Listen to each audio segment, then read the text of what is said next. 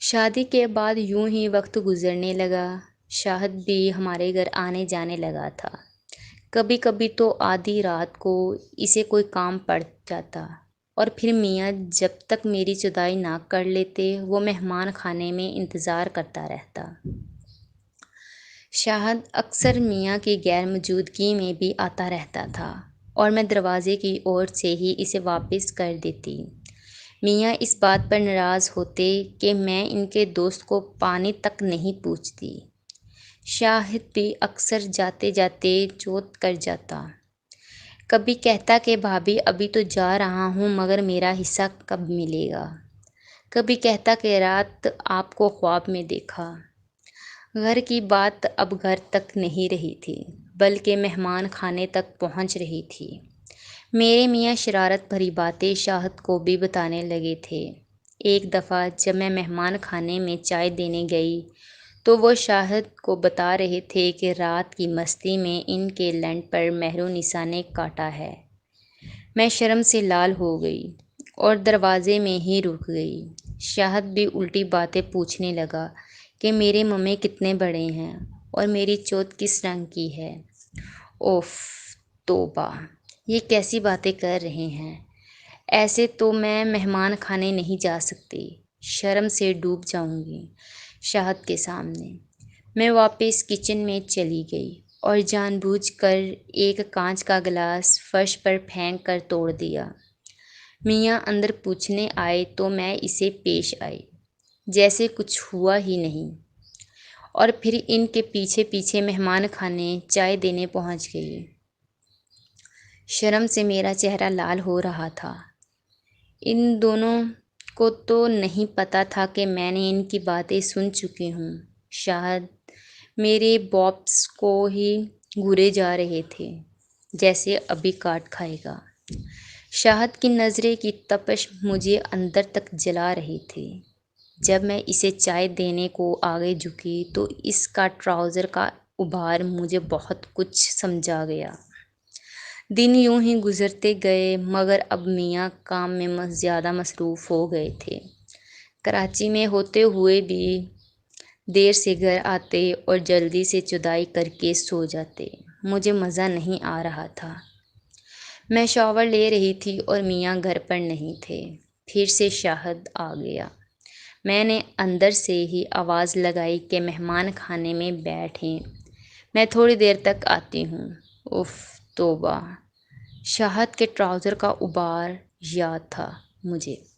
کچھ دنوں سے میری چوت پیاسی تھی اور شاہد کا ابھار یاد آتے ہی میری چوت میں ہلچل ہوئی۔ میری چوت شاور میں بھی آگ لگانے لگی۔ میں نے جلدی سے شاور لیا، کپڑے پہنے اور مہمان خانے کا رخ کیا جہاں شاہد میرا انتظار کر رہا تھا۔ شاہد نے سلام کیا اور ساتھ ہی اس کی نظریں میری چھاتیوں پر مقناطیس کی طرح چپک گئیں۔ میں نے اپنی چھاتیوں کی طرف دیکھا تو میں چکرا گئی کیونکہ میں نے جلدی میں برا نہیں پہنی تھی اور شاور لینے سے بدن گیلا تھا جس سے میری سفید قمیض بھی گیلی ہو کر بدن سے چپک گئی تھی۔ میرے بابس کا نظارہ شاہد کے سامنے تھا۔ میں ہمیشہ عبایا پہنتی تھی اور کسی غیر مرد کو اپنے قریب آنے نہیں دیا۔ میں نے ہمیشہ اپنا بدن شاہد سے چھپایا تھا مگر آج مجھے لگا جیسے میں شاہد کے سامنے ننگی ہو گئی ہوں۔ اور بات بھی کچھ ایسی تھی۔ میری براؤن نپل سفید قمیض سے واضح نظر آ رہی تھی جیسے سفید چادر پر پیتل کا سکہ رکھا ہو۔ میں اتنی بوکھلا گئی کہ میں کچھ پوچھنا ہی بھول گئی۔ مجھے کچھ سمجھ نہ آئی کہ میں کیا کروں۔ میں اپنی چھاتیوں کو باہوں میں چھپایا اور آخر کار گھبرا کر میں اندر کی طرف دوڑ گئی۔ آج پھر شاہد کے گھر دعوت تھی۔ شاور والے واقعے کے بعد میں شاہد سے کترا رہی تھی مگر میاں کے اصرار پر جانا پڑا۔ میں نے عبایا پہنا ہوا تھا اس لیے تھوڑا سا سکون محسوس کر رہی تھی کہ وہ میرا بدن نہیں دیکھ سکتا واپس آنے لگے تو میاں کے فون کی گھنٹی بج گئی اور ساتھ ہی میری قسمت کی بھی۔ میاں کو آفس کے کام سے جانا تھا اور شاہد سے کہا کہ مجھے گھر چھوڑ دے۔ میں ہچکچانے کے باوجود نہیں کر سکی اور شاہد کی گاڑی میں پچھلی سیٹ پر بیٹھ گئی۔ سارے راستے میں اپنا جسم سمیٹنے میں لگی رہی اور شاہد شیشے سے مجھے گھورتا رہا۔ گھر پہنچتے ہی میں گاڑی سے اتری اور شاہد کو بائے بول دیا۔ ساتھ ہی شاہد بھی گاڑی سے اتر آیا۔ کہنے لگا، مہرونسا، آپ کے پاس دودھ ہے؟ میں نے غصے سے بولا، کیا مطلب؟ تو کہنے لگا، کچھ نہیں، میں تو کہہ رہا تھا کہ ایک کپ چائے پلا دیں۔ اوہ اچھا، مہمان خانے میں بیٹھو، میں لاتی ہوں۔ اور وہ میرے پیچھے پیچھے اندر آنے لگا۔ اس کے آگے چلتے ہوئے مجھے لگا جیسے وہ میری گانٹ کو آنکھیں پھاڑ کر دیکھ رہا ہے۔ عبایا تو پہنا تھا، مگر جیسے جیسے میں چلتی جاتی میری گانٹ بھی جھوم رہی تھی۔ مجھے لگا جیسے وہ میری گانٹ کو چھونے لگا ہے۔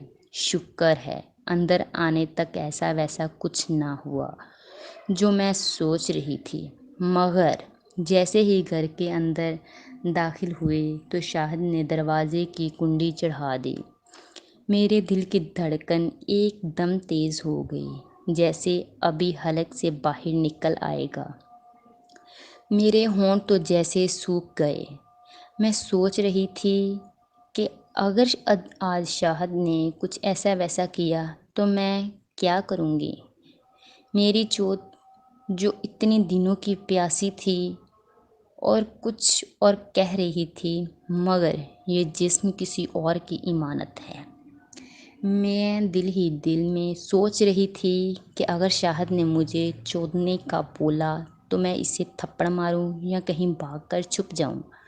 مجھے کچھ سمجھ نہیں آ رہی تھی کہ اگر شاہد کی نیت خراب ہے تو میاں کو بتاؤں یا چپ رہوں۔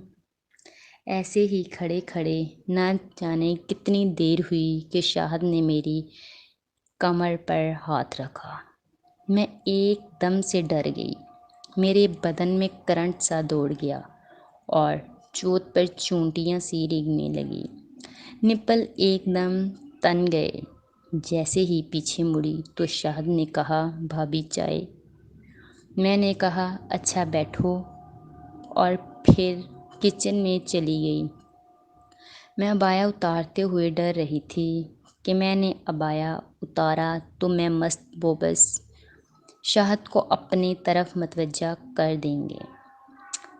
ایسے ہی میں نے چائے بنا کر شاہد کو پیش کی اور سامنے بیٹھ گئی۔